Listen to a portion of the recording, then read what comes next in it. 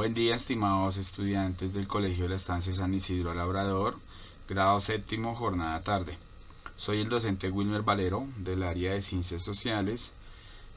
Hoy les daré la explicación sobre la geografía del antiguo continente, en el caso de Europa, y la Edad Moderna.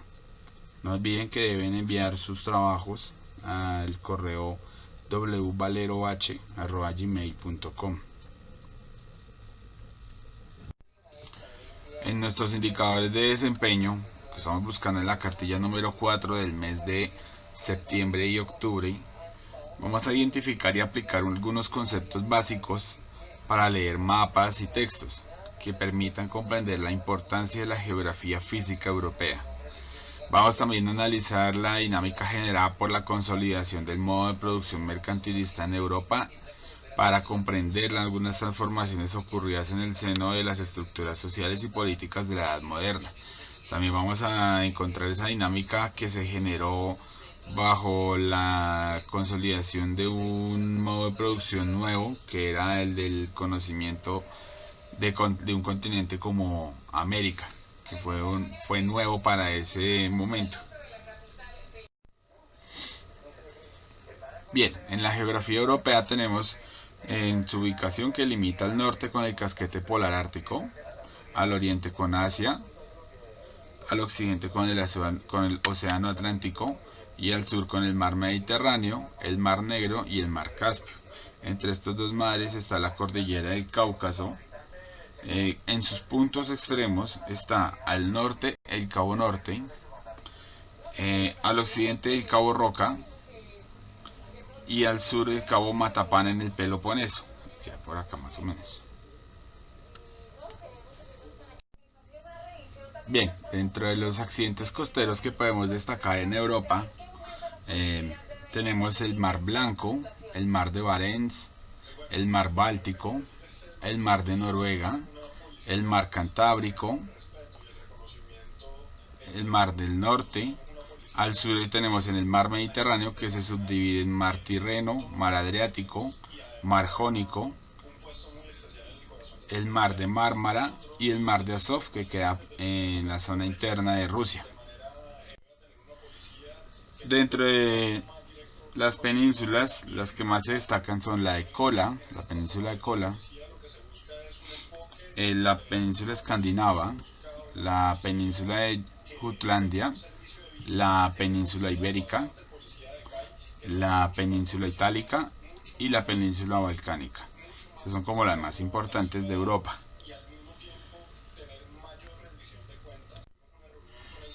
En los golfos tenemos el Golfo de Finlandia, Golfo de Botnia, tenemos también el Golfo de Vizcaya, el Golfo de León, Golfo de Cádiz, Golfo de Génova.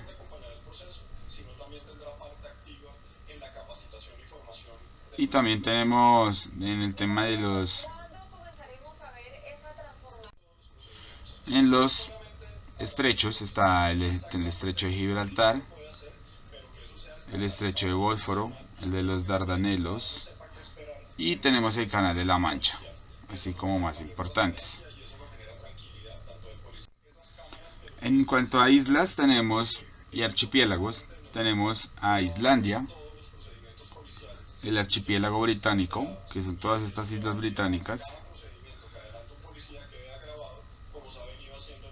Tenemos también el Mediterráneo, en las Islas Baleares, conformadas por Mallorca, Menorca, Ibiza y Formentera.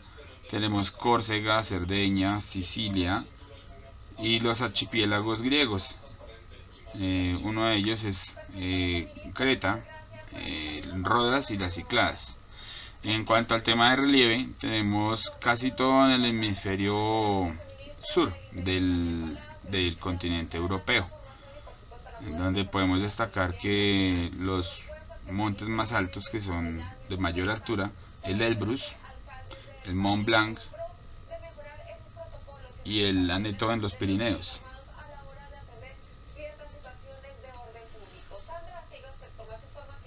Tenemos también los sistemas montañosos, que es la cordillera Cantábrica.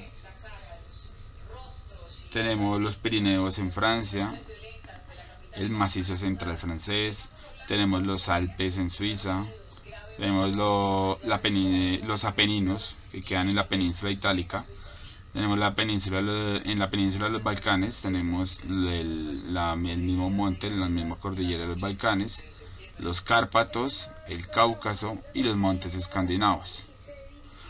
Y el que limita a toda Europa, que es los montes Urales, que atraviesan a Rusia.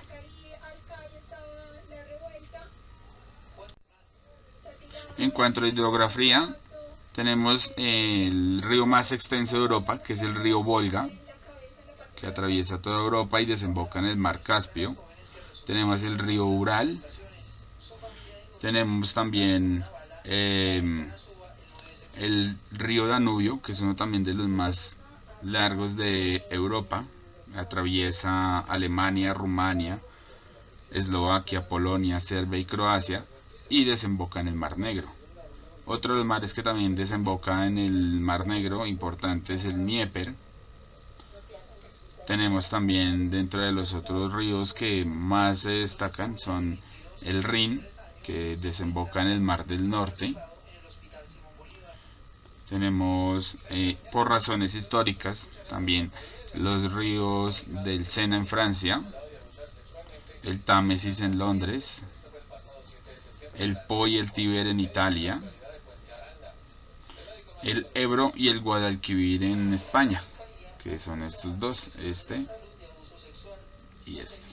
Esos son como los ríos más importantes. Hay más, pero son como los que se destacan más, los más importantes, los más históricos, los de mayor extensión. Esos son los más importantes en cuanto a hidrografía en el continente europeo.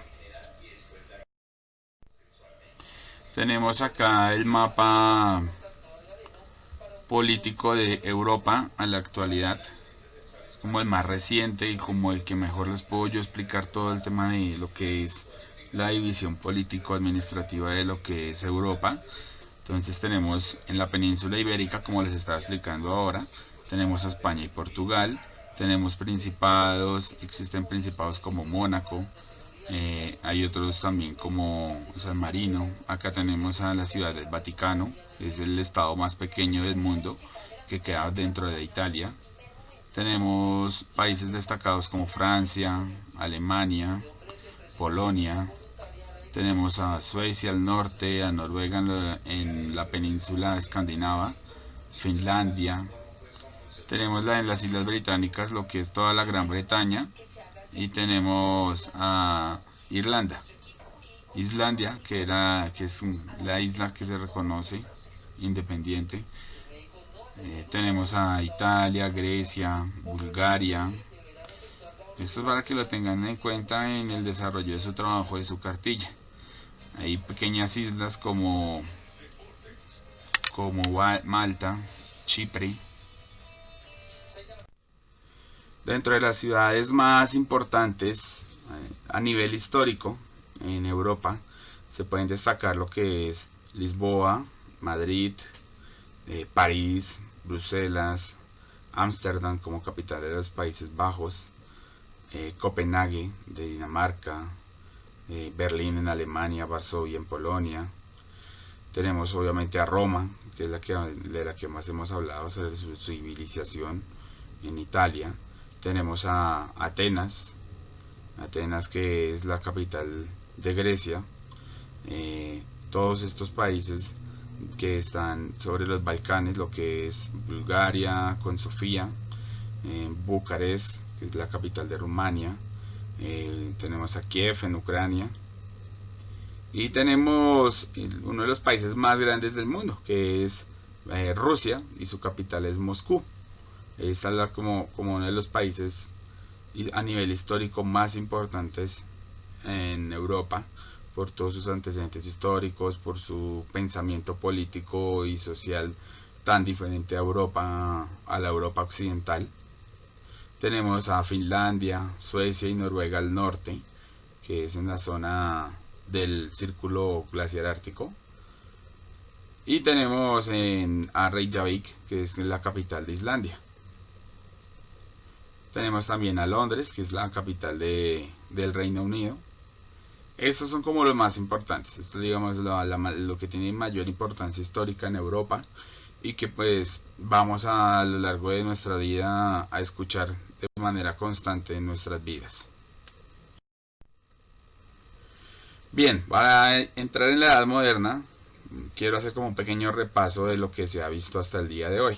Entonces tenemos lo que es el Imperio Bizantino de Oriente y el Imperio Romano de Occidente también, como el pequeño inicio de lo que es la modernidad. Entonces nosotros ya hablamos sobre Justiniano, sobre Mahoma, hablamos también sobre un poco sobre la toma de Constantinopla. Aquí fue donde cayó el Imperio Romano. Aquí esta fecha es la que se conoce como la finalización de la civilización del imperio romano. Tenemos unos acontecimientos históricos que también van a ser importantes, que son aquí en el 476 la caída de Roma, que ya lo estábamos hablando, la invasión musulmana a España, que es una de las más importantes acontecimientos históricos, porque los musulmanes que practicaban una religión totalmente diferente a la católica, la que estábamos mencionando en la cartilla anterior, que era la de el Islam, ellos venían por el norte de África, por toda la orilla, y terminaron entrando por el estrecho de Gibraltar a España. Tenemos la coronación de Carlomagno, cuando se crea lo que se conoce como el Imperio Carolingio. Tenemos el Tratado de Verdún. Aquí ya entramos a lo que vamos a hablar de aquí en adelante en nuestra cartilla, que es las cruzadas, los dos grandes cismas, el cisma de Oriente, el cisma de Occidente, la Santa Inquisición y la redacción de la Carta Magna en Inglaterra, que es como la primera constitución de la que escuchamos. También hay otros acontecimientos muy importantes para la época, que son lo que es la reforma ya después ya en la plena modernidad, la reforma protestante. También tenemos obviamente la invasión de América, que es cuando se descubre el nuevo mundo, cuando los europeos hacen esos viajes interoceánicos que han sido tan importantes para la construcción de la nueva modernidad, porque si bien no se tenía un conocimiento sobre ello, pues eso ayudó a revolucionar no solo el mundo, sino también la ciencia, la tecnología, el pensamiento, la sociedad, la economía. Nace una nueva clase social, que es de la que ya vamos a comenzar a hablar. Bien, la sociedad feudal, con sus condiciones de inseguridad y su economía de autoabastecimiento, significó un freno considerable para el desarrollo del comercio, pero las cruzadas, que se iniciaron en el siglo XI, generaron un intenso intercambio comercial que fue transformando la estructura social.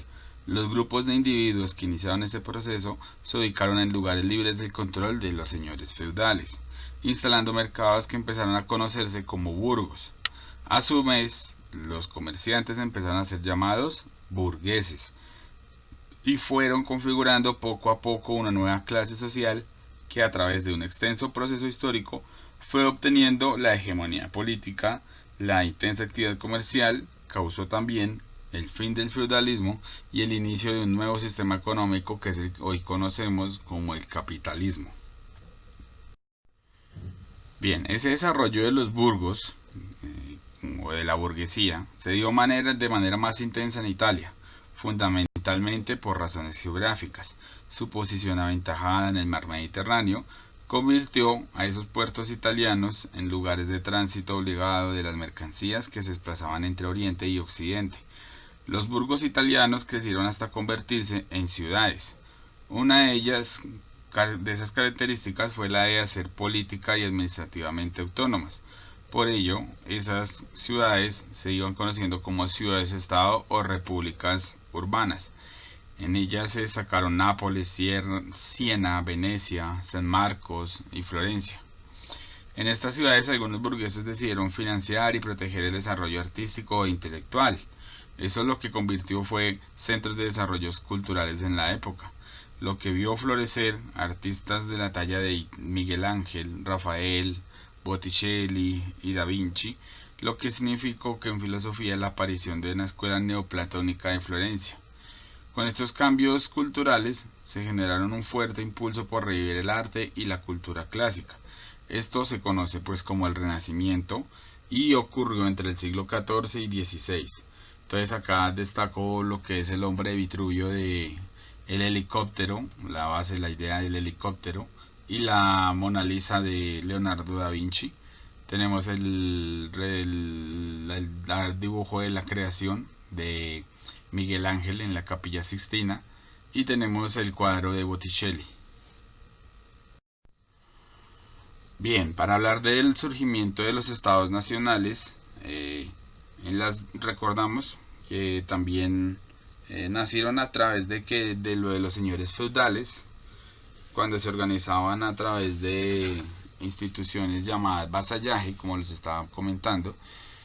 Aquellos que tenían poco poder juraban fidelidad ante el más poderoso de la región y se generaba un primero entre iguales que a medida que iba pasando los años iban a generar un fortalecimiento, concentrando esos primos interpares, fortaleciendo su poder en territorios extensos, a partir de campañas militares, matrimonios, una que otra alianza política y unos asesinatos. Entonces a través de todo eso fueron transformándose en unos monarcas. Esto lo que significó también fue el fin del sistema feudal europeo. Entonces todo como que se iba recogiendo y todo iba buscando eso, finalizar con el feudalismo. El paradigma de este proceso, que es obviamente España, donde los reyes católicos lograron consolidarse no solo como Estado, sino también como nación. Entonces establecieron un idioma oficial, que era el castellano, fronteras claramente establecidas, una moneda única, un sistema de pesos y medidas, un sistema de aranceles organizado, entre otras cosas. Recordemos también que gracias a esa unión de los reyes católicos de España, ellos fueron los que más apoyaron esos viajes interoceánicos de algunos conquistadores y invasores de América. Dentro de esos viajes interoceánicos, como les estaba mencionando, lo que más podemos recoger son los de Pizarro, Cristóbal Colón, Hernán Cortés, Vasco da Gama. Son esos viajes que fueron patrocinados por los españoles, por los reyes católicos de España, por Fernando e Isabel. Entonces recordamos que Cristóbal Colón en 1942 inició esa invasión por parte de las coronas europeas en el territorio americano, y el portugués Vasco da Gama fue uno de los que partió de Portugal, bordeó África para llegar a India. Entonces fue uno de esos personajes que tomó una ruta diferente, porque la idea de los viajes interoceánicos no era tanto encontrar América o encontrar un nuevo mundo, sino que el principal objetivo era tomar una ruta para lograr llegar más rápido a lo que se conoce como la India. Aquí lo que quiero recordar o destacar es una de las revoluciones científicas que más también transformó el mundo a nivel social y científico, y es la eliminación de la teoría geocéntrica, en donde se creía que todo giraba alrededor de la Tierra, el Sol, los planetas, las estrellas, y Nicolás Copérnico toma una de las teorías que también ya había trabajado previamente Galileo, que era la teoría heliocéntrica, en donde ya no se afirmaba que la Tierra era el centro del universo, sino que el centro del universo era el Sol. obviamente pues tampoco eso es tan cierto. Bueno, ya en la actualidad ya lo que podemos conocer es que el Sol no es el centro del universo, sino que es una parte fundamental de una galaxia que es la que conocemos como la Vía Láctea, y esa Vía Láctea es solo una pequeña parte del universo. Entonces, pero de todas maneras la teoría heliocéntrica fue fundamental para, para generar una nueva idea y transformación científica de lo que conocemos hoy para la modernidad. Ya para finalizar tenemos aquí lo que se conoce como la Reforma. ¿Qué es la Reforma? Es cuando el monje agustino Martín Lutero publicó en la entrada de la Universidad de Wittenberg sus famosas 95 tesis, en las que criticaba mucho las prácticas de la Iglesia romana. Entre otras, aparte del culto a los santos y a la Virgen, el libre arbitrio y los sacramentos de la confirmación, la comunión y la extremaunción, de la que era más importante para su momento era la venta de indulgencias. ¿Qué quería decir eso?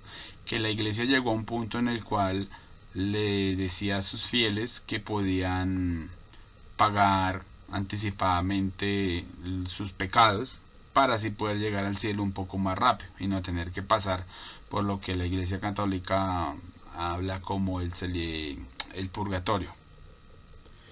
Esa fuerte crítica también separó a un grupo enorme de europeos de la Iglesia romana, y similar, hubo personajes muy similares como Juan Calvino en Ginebra, Suiza, a Enrique VIII en Inglaterra.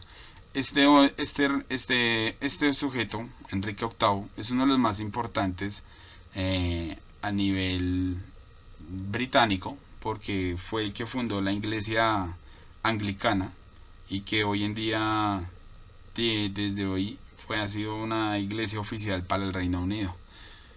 Esa ha sido la reforma más importante en Europa, la separación como tal de la Iglesia Católica, pero que de todas maneras todos tienen la misma visión, la visión cristiana de Jesús como su principal profeta. Bien, estas son las referencias bibliográficas que se trabajaron para tanto la elaboración de la cartilla número 4 de septiembre y octubre como para este video explicativo. Muchas gracias.